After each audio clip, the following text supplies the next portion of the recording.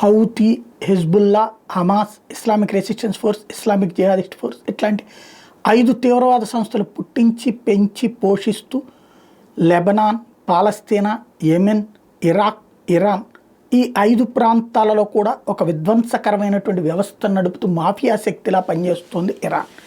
ఈ మాఫియా శక్తుల head quarter అయినటువంటి ఇరాన్ని ఒక పక్కన అమెరికా సీరియస్గా చూస్తోంది, ఇజ్రాయెల్ సీరియస్గా చూస్తోంది. ఎందుకంటే రెగ్యులర్ బాధితురాలు ఇజ్రాయెల్, దాని మిత్రురాలు అమెరికా.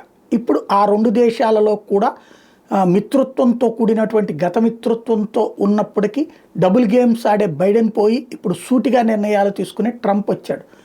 ఈ సందర్భంలో ఓ పక్కన గాజా మీద వరుస అటాక్స్ చేస్తోంది ఇజ్రాయెల్, హౌతీ మీద వరుసపెట్టి అటాక్స్ చేస్తోంది అమెరికా.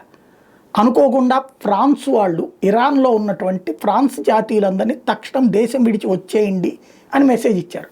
యూరప్ దేశాల్లో అమెరికా కూడా ఒక భాగం, లేదా అమెరికాతో కూడినటువంటి యూరప్ దేశాలు. సరే, వాళ్ళకు ఉండే డిస్ప్యూట్స్ ఉంటాయి, కానీ కమ్యూనికేషన్ ఇచ్చుకుంటారు. ఫ్రాన్స్ ఈ స్టేట్మెంట్ ఇవ్వడం ఇరాన్లో ఉన్నటువంటి ఫ్రాన్స్ జాతీయులందరినీ వెనక్కి రమ్మనమంటాం అన్నటువంటిది ఒక అనుమానానికి తావిస్తోంది.